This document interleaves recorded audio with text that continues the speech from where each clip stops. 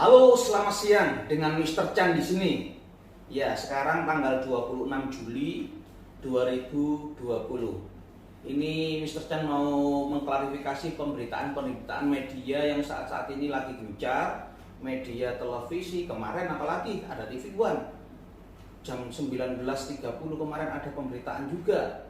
Nah, di sini saya akan mengklarifikasi bahwa pemberitaan tersebut diragukan kebenarannya. Sekarang tanggal 26 Juli 2020 siang hari ya, sekitar pukul jam 2-an ini saya bikin suatu klarifikasi ini.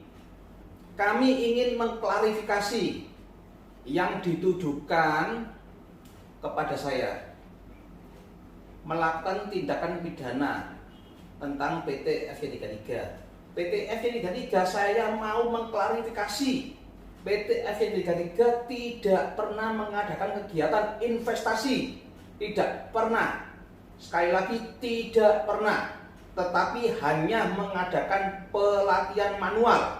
Apa itu manual? Yaitu orang belajar trading sendiri dengan cara manual dan pelatihan robot trading di dalamnya juga ada.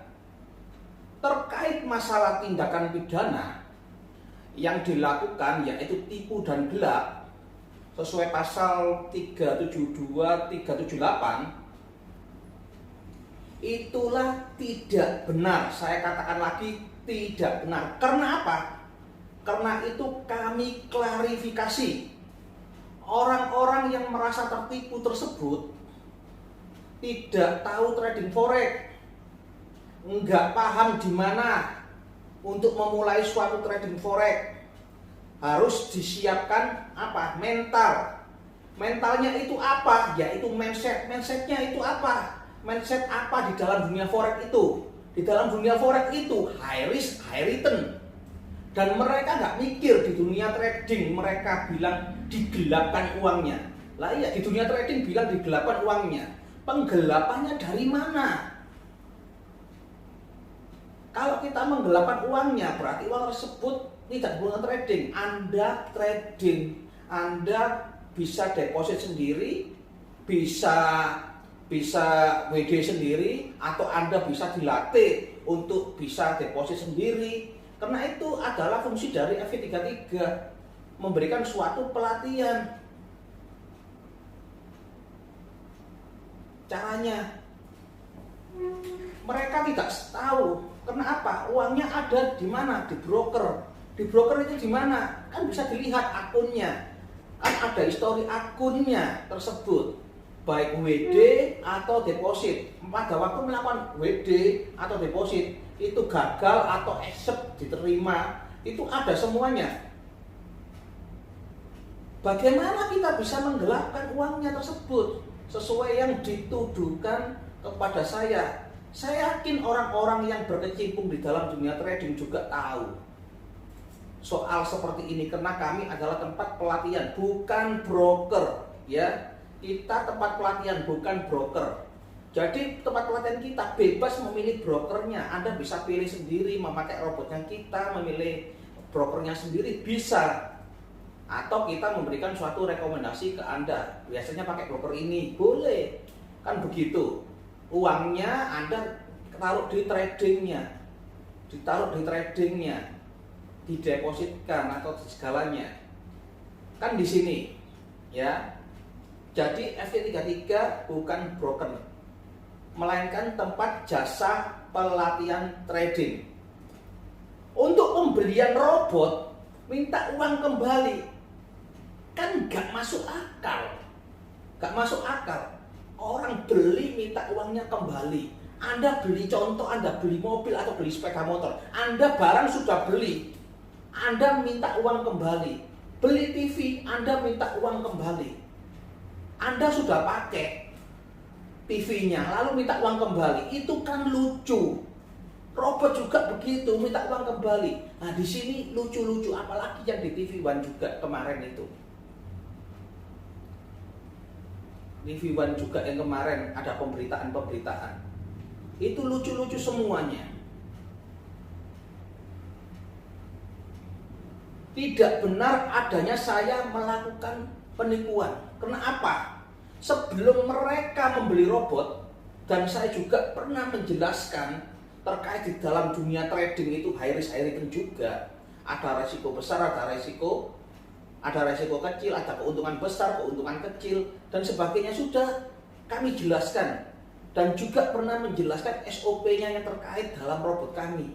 Kelemahannya robot kami seperti ini, keunggulannya seperti ini. Seperti Anda mau beli mobil, beli apa, kelemahannya apa, kecepatannya, daya kuda berapa. Seperti itu, kita sudah jelaskan. Tapi selalu orang beli robot selalu bertanya sebelum beli, kelemahannya apa, itu semua rata-rata. Kami punya saksi-saksi dan bukti-bukti banyak. Orang-orang yang membeli robot-robot saya, itu pasti saya memberikan suatu info tersebut, SOP tersebut. Kalau sudah profit atau untung sesuai target robotnya antara 30%, 70% atau 100%, segera ditarik atau di WD. Jangan minta digolong terus. Itu namanya serakah. Itulah keserakahan tersebut menghasilkan kerugian bagi Anda.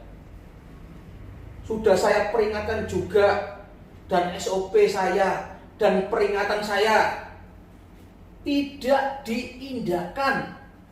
Profit untuk segera ditarik atau di WD. Saya sudah meringatkan sebagai ahli di bidang ini, trading tersebut. Saya sebagai pembuatnya robotnya tersebut, saya sudah memperingatkan. Banyak juga member yang untung karena mereka patuh dan SOP-nya tersebut, dan atau instruksi saya, dia patuh instruksi saya karena mereka anggap saya itu guru.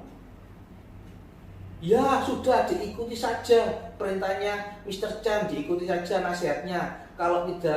Kalau sudah untung ya ditarik. Perintahnya apa, diikutin. Banyak mereka perintahnya saya diikutin. Saya bilang, kalau misalkan saya ada di jalan atau di mana gak ada apa, saling pantau. Saya gak bisa memantau semuanya robot-robot. Kenapa? Gak bisa saya memantau semuanya. Ini untungnya berapa? Anda sendiri yang akan ngasih tahu ke saya. Pak, ini sudah untung. Untungnya di sini bagaimana caranya? Di WD apa enggak? Selalu saya katakan begitu.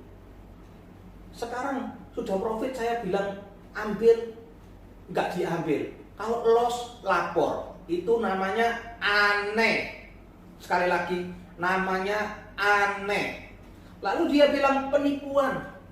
Saya penipuan, dikasih profit sendiri. Apa loh?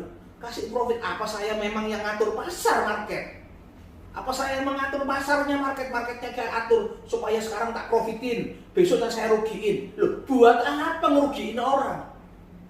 Pasarnya itu sudah pasarnya ya gerak sendiri market. Kalau Anda di dunia forex pasti tahu pasarnya market. Seperti emas seperti ini. Banyak orang yang berjatuh, bergelimpangan. Karena apa? Marketnya naik terus, turunnya tidak ada. Sekarang di 1902 penutupannya.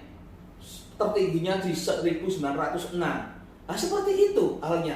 Dari harga 3 hari 4 hari yang lalu, hari Senin atau hari Selasa, di harga 18.15, emas tembus di harga 119.06 dalam waktu 3-4 hari ini. Bayangkan, banyak yang bergelimpangan. Banyak. Ada teman-teman juga saya yang gak ikut di saya bilang, tanya gimana ini emas kok bisa naik terus apa? Seperti itu halnya. Ada market-market liar yang tidak diduga. Ada market-market liar yang tidak diduga, yang tidak ada seperti yang kita ajukan. Market yang normal-normal ya mungkin robot-robot ya profitnya gila-gilaan. Tapi ada market yang gila-pol yang mungkin bisa juga loss.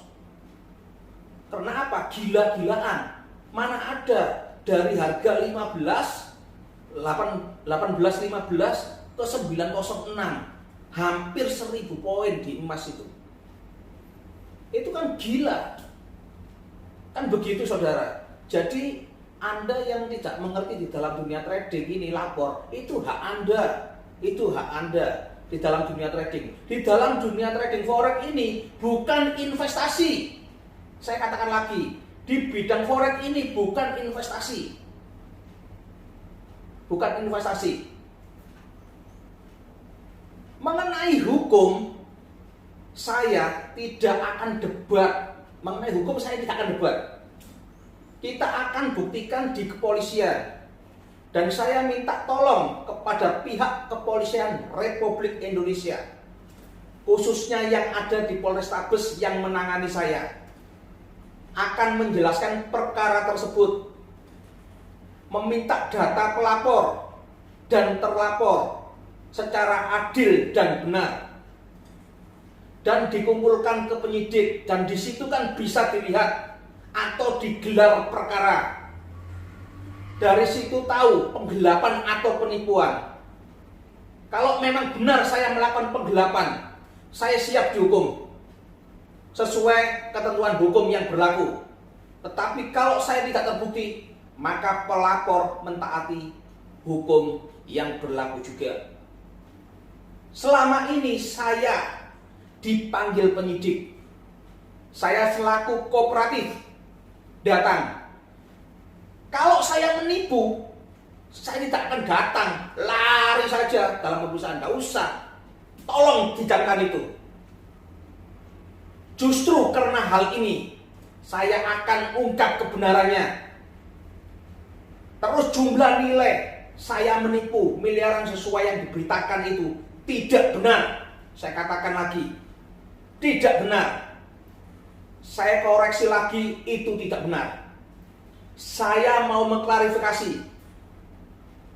Saya tidak melakukan tindak pidana tersebut sesuai yang dituduhkan kepada saya. Saya juga tidak terima dituduh penipuan dan penggelapan. Seharusnya dibuktikan secara hukum dan benar sesuai pasal 372 378 yang dituduhkan kepada saya. Boleh saja yang tidak terima melapor, tidak apa-apa, itu hak hukum mereka, hukum Anda yang melapor. Tetapi prosedur hukum harus berlaku sesuai dengan Undang-Undang 372 378. Selama ini saya diperiksa kepolisian, ya saya kooperatif, dan pihak polisi memeriksa saya dengan sesama dan tidak ada tekanan apapun. Sebelum divonis hakim, saya sudah dijelek-jelekan dan sudah diberita-beritakan di media televisi, media sosial, koran, dan lain-lainnya berita-berita. PT FC33 juga dijelek-jelekkan oleh beberapa oknum. Itulah yang harus saya klarifikasi. Salam Mr. Chan.